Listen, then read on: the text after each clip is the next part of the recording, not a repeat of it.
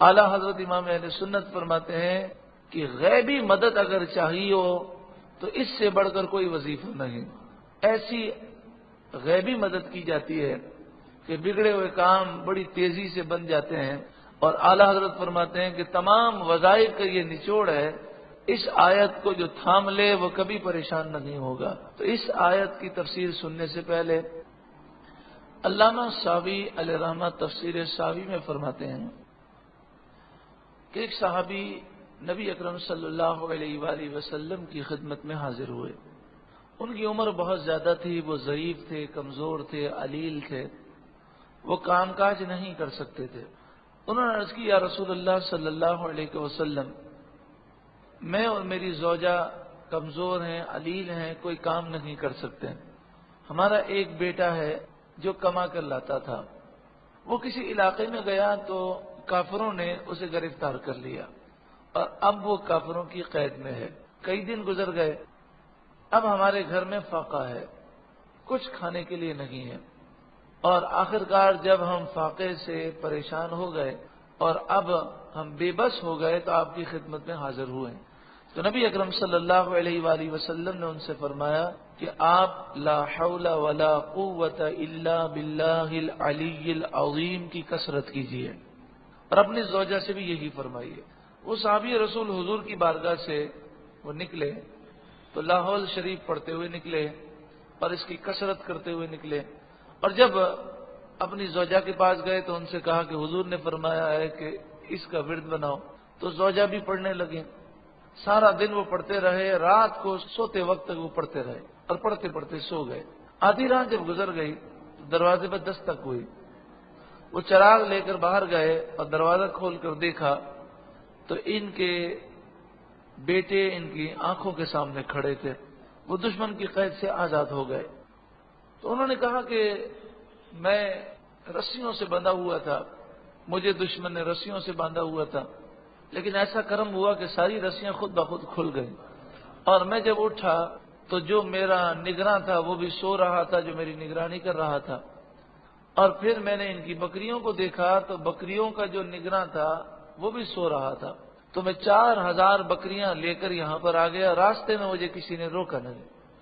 تو وہ صحابی کہنے لگے کہ 4000 بکریاں تم کافروں کے لیے آئے. اب یہ مسئلہ تو حضور سے پوچھنا پڑے گا کہ یہ بکریاں ہمارے لیے حلال ہیں یا نہیں. صبح رسول اللہ کی بارگاہ میں حاضر ہوئے تو نبی اکرم صلی اللہ علیہ وآلہ وسلم نے فرمایا یہ بکریاں تمہارے لیے حلال ہیں اور اللہ نے تمہاری غیبی مدد فرمائی. یعنی وہ بیٹا جو قید میں تھا اللہ تعالیٰ نے اسے آزادی بھی عطا فرمائی اور 4000 بکریوں کی صورت میں غیبی رزق بھی عطا فرمایا. تو اس سے جہاں لا حول ولا قوت الا باللہ العلی العظیم کی فضیلت ثابت ہوئی کہ انسان کیسی بھی پریشانی میں ہو اس کا ورد کرے، وہاں یہ بھی ثابت ہوا کہ پھر حضور نے فرمایا کہ تمہارے اس واقعے پر قرآن کی یہ آیت نازل ہوئی وَمَن يَتَّقِ اللَّهَ يَجْعَل لَّهُ مَخْرَجًا. جو متقی ہو، پرہیزگار ہو، اللہ سے ڈرے تو اللہ اس کے لیے نجات کا راستہ نکال دے گا، یعنی اس کی پریشانیاں دور ہو جائیں گی. وَيَرْزُقْهُ مِنْ حَيْثُ لَا يَحْتَسِبُ. اور اللہ اسے وہاں سے روزی دے گا جہاں سے اس کا گمان بھی نہیں ہوگا. وَمَن يَتَوَكَّلْ عَلَى اللَّهِ فَهُوَ حَسْبُهُ. جو اللہ پر بھروسہ کرے اللہ اسے کافی ہے. ان اللہ بالغ امرہ. بے شک اللہ اپنا کام پورا کرنے والا ہے. قد جعل اللہ لکل شیء قدرا. بے شک اللہ نے ہر چیز کا ایک وقت مقرر فرمایا ہے، ایک نظام مقرر فرمایا ہے. حضور نے فرمایا کہ یہ آیتیں ہر پریشانی کے لیے کافی ہیں. جب حضور نے فرما دیا کہ یہ آیتیں ہر پریشانی کے لیے کافی ہیں تو حضرت علامہ ساوی علیہ رحمہ تفسیر ساوی میں لکھتے ہیں کہ بزرگوں نے ایک واقعہ بیان کیا. آپ تفسیر ساوی میں فرماتے ہیں کہ ایک تجارتی قافلہ بحری جہاز سمندر میں سفر کر رہا تھا تو ایک سمندر سے آواز آئی اور کہا کہ ہے کوئی مجھ سے سودا کرے. جو مجھ سے سودا کرے گا وہ نقصان میں نہیں رہے گا. تو ایک تاجر کھڑا ہوا اور کہنے لگا اے آواز تو کون ہے؟ اور یہ بتا کہ تجھ سے اگر سودا کریں گے تو ہمیں کیا ملے گا؟ تو اس آواز نے کہا کہ میں ایک ایسا وظیفہ بتاؤں گا کہ وہ وظیفہ ہر پریشانی دور کر دے گا، ہر مشکل میں کام آئے گا۔ تو انہوں نے کہا کہ اس کے لیے ہمیں کیا کرنا ہوگا؟ تو اس آواز نے کہا کہ 1000 دینار تم ہمیں دے دو۔ تو اس نے 1000 دینار نکالے۔ 1000 دینار کا مطلب ہے تقریباً 4.25 کلو سونا۔ 1000 دینار انہوں نے نکالے اور کہا میں کیا کروں؟ تو کہا کہ سمندر میں پھینک دو۔ انہوں نے سمندر میں پھینک دیا۔ تو اس آواز نے کہا کہ جب بھی تمہیں کوئی مشکل آئے، پریشانی آئے، تو وَمَن يَتَّقِ اللَّهَ يَجْعَل لَّهُ مَخْرَجًا سے لے کر لِكُلِّ شَيْءٍ قَدْرًا تک تم پڑھ لیا کرو، اور اسے پڑھتے رہو، تمہاری پریشانی دور ہو جائے گی، مشکل دور ہو جائے گی۔ تو سارے جو بحری جہاز میں تاجر تھے وہ ہنسنے لگے اور کہنے لگے کوئی جن ہے جس نے تمہیں بیوقوف بنایا، 4.25 کلو سونا بھی لے لیا، اور اس نے کوئی وظیفہ نیا تو نہیں بتایا، قرآن کی 2 آیتیں بتائی ہیں۔ لیکن وہ تاجر یہ کہنے لگا نہیں، مجھے امید ہے کہ مجھے اس وظیفے سے فائدہ ضرور پہنچے گا۔ اب یہ سفر تھا سمندر میں اور کئی دنوں تک جاری رہا۔ جب کافی دن گزر گئے، لوگ ان باتوں کو بھول بھی گئے، لیکن اس تاجر نے اس آیت کو اپنا وظیفہ بنا لیا۔ سمندر میں طوفان آیا اور جہاز کے ٹکڑے ٹکڑے ہو گئے۔ اب لوگ ڈوبنے لگے، ان کا مال اسباب سب ڈوب گیا۔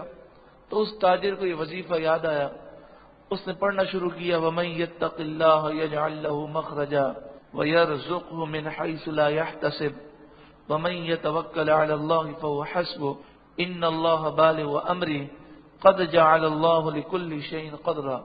جب اس نے یہ پڑھنا شروع کیا تو ایک تختہ اس کے ہاتھ میں آ گیا اور اس پر تیرنے لگا، اور تیرتے تیرتے وہ ایک جزیرے پر پہنچ گیا۔ جب جزیرے پر اترا تو وہ جزیرہ ایسا محسوس ہوتا تھا جیسے کوئی پرانا شہر ہو۔ ایک بادشاہ کا محل بھی موجود تھا، لیکن وہاں پر کوئی آبادی نہیں تھی۔ وہ اس محل کے اندر گیا تو سونے، چاندی، ہیرے، جواہرات سے وہ محل جو ہے بھرا ہوا تھا۔ پھر بعد میں اصل جو حقیقت کھلی وہ یہ تھی کہ اس محل پر ایک جن کا قبضہ تھا۔ وہ یہ کرتا تھا کہ جو جہاز ڈوبتے تھے تو وہ ان کا مال و اسباب اٹھا کر یہاں پر لے آتا تھا، اور یہ کافی ٹائم سے یہاں پر سونا، چاندی، ہیرے، جواہرات جو ہے بھر رہا تھا۔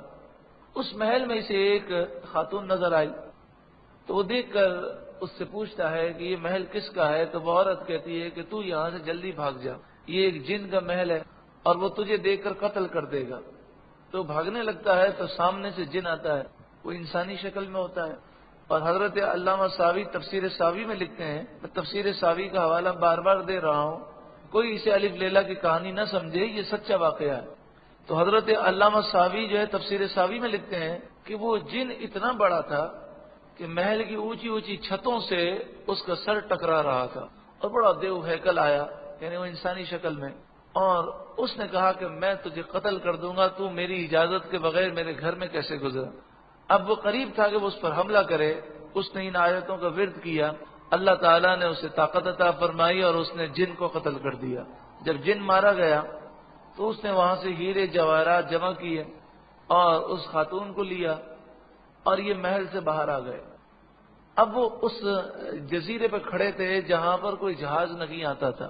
اب وہ پریشان ہوئے کہ ہم جائیں تو کیسے جائیں؟ تو اس نے پھر یہ ورد کیا تو اللہ تعالیٰ نے سمندر میں طوفان پیدا کیا، اور ایک جہاز جو بصرہ کی طرف جا رہا تھا، اس جہاز کو طوفانی لہروں نے انہیں جزیرے کی طرف پھینک دیا۔ وہ اس یعنی جہاز میں بیٹھ گئے اور جہاز میں بیٹھ کر دونوں بصرہ پہنچ گئے۔ یہ عورت جو تھی اس نے بھی کہا کہ میرا تعلق بصرہ سے تھا اور ہم بصرہ سے آ رہے تھے اور ہمارا جہاز ٹوٹ گیا، تو یہ جن مجھے اٹھا کر یہاں پر لے آیا۔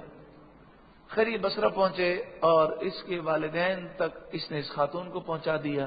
پھر بصرہ میں اس نے بزنس کیا، اللہ تعالیٰ نے اسے برکتیں عطا فرمائی اور وہ بصرہ کا امیر ترین شخص بن گیا۔ اور پھر اس کے والدین نے اس کا نکاح جو ہے یعنی اپنی بیٹی کا نکاح اس سے کروایا۔ تو حضرت علامہ ساوی علیہ رحمہ فرماتے ہیں کہ حضور نے جو فرمایا وہ سچ فرمایا، کہ آپ نے فرمایا یہ آیت ہر پریشانی کے لیے کافی ہے، ہر مسئلے کا حل ہے۔ تو تو اس آیت کو ہم یاد رکھ لیں کہ سورہ طلاق کی آیت نمبر 2 جو ہے وہ تو طویل ہے، یہ آیت نمبر 2 کا بالکل اینڈ ہے، وَمَن يَتَّقِ اللَّهَ يَجْعَل لَّهُ مَخْرَجًا، اتنا حصہ آیت نمبر 2 کا ہے، اور آیت نمبر 3 پوری پڑھنی ہے، آیت نمبر 2 کا آخری حصہ اور آیت نمبر 3۔ اللہ تبارک و تعالی اس مبارک آیت کی برکتوں سے ہماری ہر مشکل کو آسان فرمائے۔